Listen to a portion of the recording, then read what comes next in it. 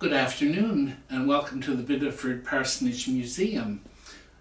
This afternoon I'm going to be reading Miriam's Lover, a short story by Lucy Maud Montgomery.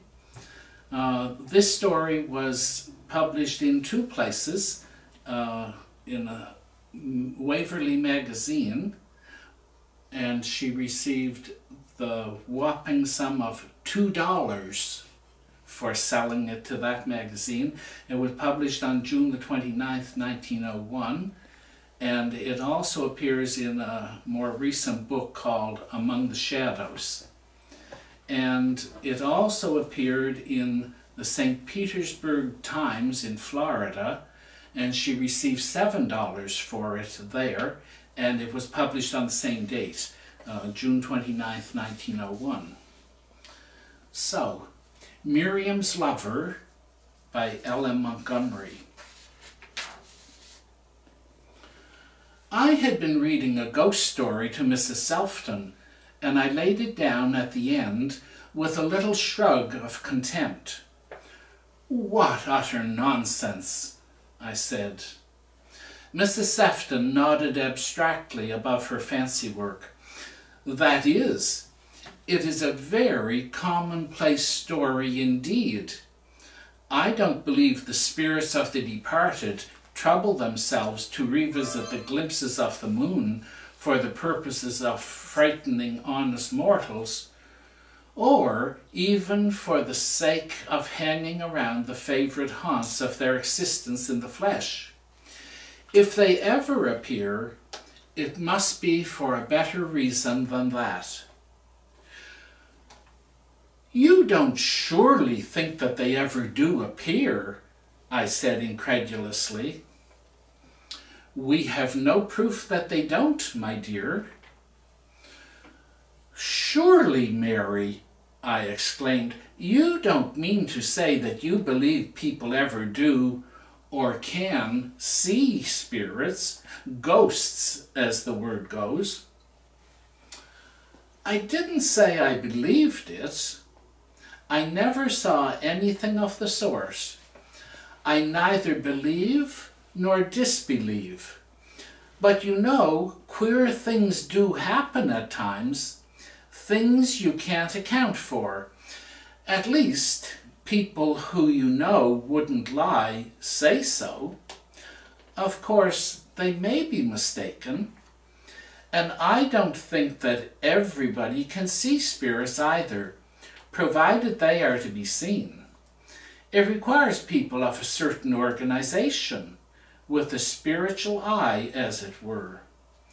We haven't all got that. In fact, I think very few of us have. I dare say you think I'm talking nonsense." "Well, yes, I think you are. You really surprise me, Mary. I always thought you the least likely person in the world to take up with such ideas. Something must have come under your observation to develop such theories in your practical head. Tell me what it was." "To what purpose? You would remain as skeptical as ever." "Probably not. Try me. I may be convinced." "No," returned Mrs. Sefton calmly. "Nobody ever is convinced by hearsay. When a person has once seen a spirit, or thinks he has, he thenceforth believes it. And when somebody else is intimately associated with that person and knows all the circumstances, well, he admits the possibility, at least. That is my position. But by the time it gets to the third person, the outsider, it loses power. Besides, in this particular instance, the story isn't very exciting. But then, it's true." "You have excited my curiosity. You must tell me the story." "Well, first tell me what you think of this.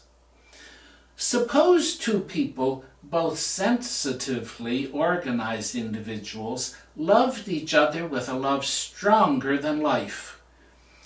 If they were apart, do you think it might be possible for their souls to communicate with each other in some inexplicable way? And if anything happened to one, don't you think that that one could and would let the spirit of the other know?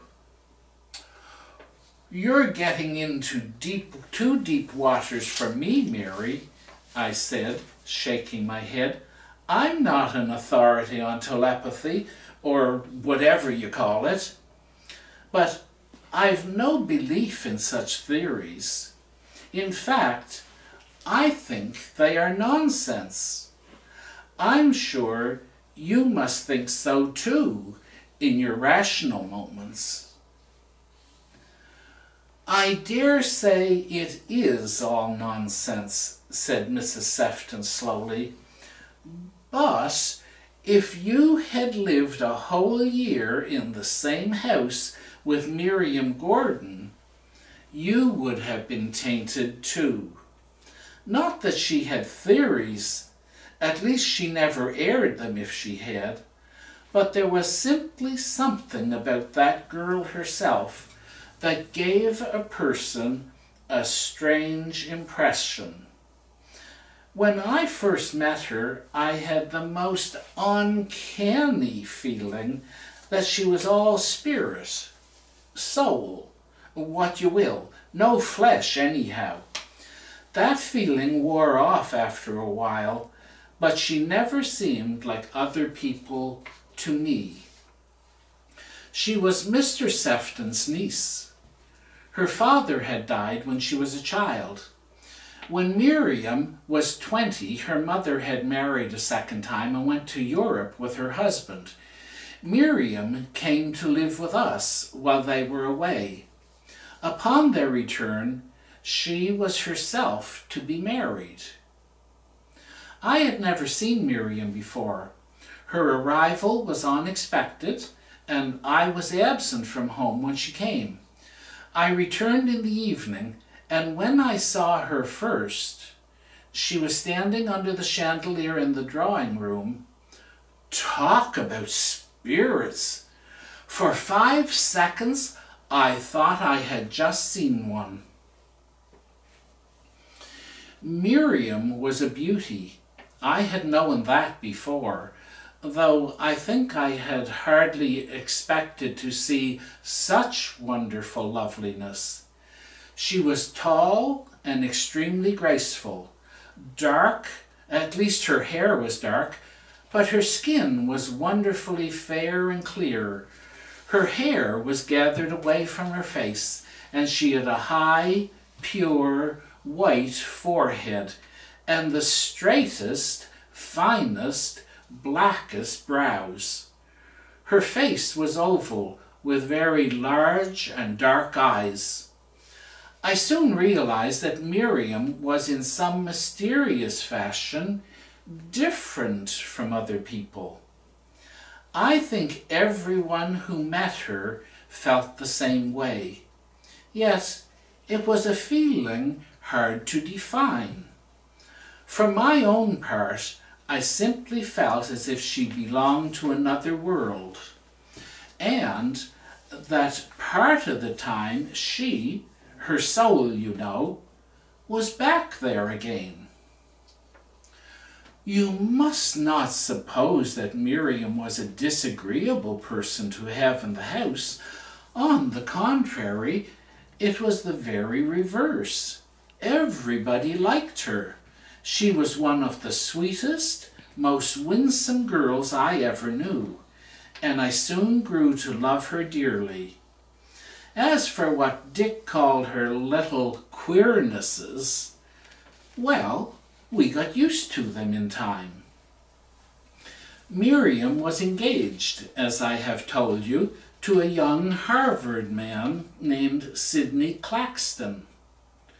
I know she loved him very deeply. When she showed me his photograph, I liked his appearance and said so. Then, I made a teasing remark about her love letters, just for a joke, you know.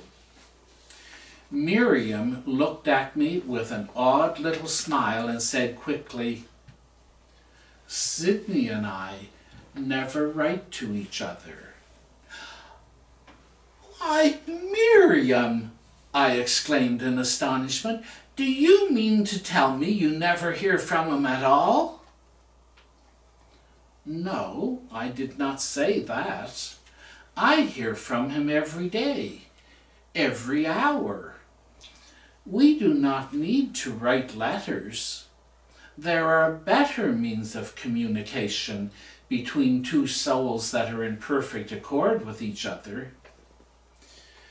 "Miriam, you uncanny creature, what do you mean?" I asked. But Miriam only gave another queer smile and made no answer at all. Whatever her beliefs or theories were, she would never discuss them. She had a habit of dropping into abstracted reveries at any time or place. No matter where she was, this, whatever it was, would come over her. She would sit there, perhaps in the center of a crowd, and gaze right out into space, not hearing or seeing a single thing that went on around her. I remember one day in particular, we were sewing in my room. I looked up and saw that Miriam's work had dropped on her knee, and she was leaning forward, her lips apart, her eyes gazing upward with an unearthly expression. "Don't look like that, Miriam," I said with a little shiver. "You seem to be looking at something 1,000 miles away." Miriam came out of her trance or reverie and said with a little laugh, "How do you know but that I was?" She bent her head for a minute or two. Then she lifted it again and looked at me with a sudden contraction of her level brows that betokened vexation. "I wish you hadn't spoken to me just then," she said. "You interrupted the message I was receiving. I shall not get it at all now." "Miriam," I implored, "I so wish, my dear girl, that you wouldn't talk so. It makes people think there is something queer about you. Who in the world was sending you a message, as you call it?" "Sydney," said Miriam simply. "Nonsense!" "You think it is nonsense because you don't understand it," was her calm response.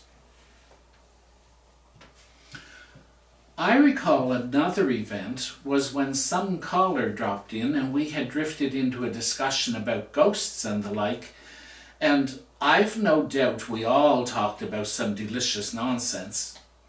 Miriam said nothing at the time, but when we were alone, I asked her what she thought of it. "I thought you were all merely talking against time," she retorted evasively. "But, Miriam, do you really think it is that it is possible for ghosts—" "I detest that word." "Well, spirits, then, to return after death, or to appear to anyone apart from the flesh?" "I will tell you what I know. If anything were to happen to Sydney, if he were to die or to be killed, he would come to me himself and tell me." One day, Miriam came down to lunch looking pale and worried. After Dick went out, I asked her if anything were wrong. "Something has happened to Sydney," she replied. Some painful accident. I don't know what." "How do you know?" I cried.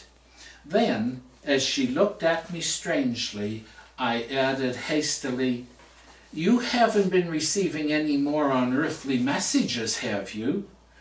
"Surely, Miriam, you are not so foolish as to really believe in that." "I know," she answered quickly. "Belief or disbelief has nothing to do with it. Yes, I have had a message. I know that some accident has happened to Sydney, painful and inconvenient, but not particularly dangerous. I do not know what it is. Sydney will write me that. He writes when it is absolutely necessary." "Aerial communication isn't perfected yet, then," I said mischievously. But observing how really worried she seemed, I added, "Don't fret, Miriam. You may be mistaken."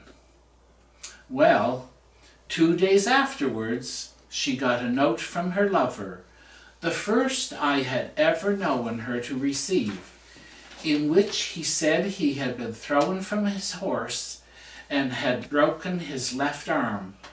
It had happened the very morning Miriam received her message. Miriam had been with us about 8 months when one day she came into my room hurriedly. She was very pale. "Sydney is ill, dangerously ill. What shall I do?"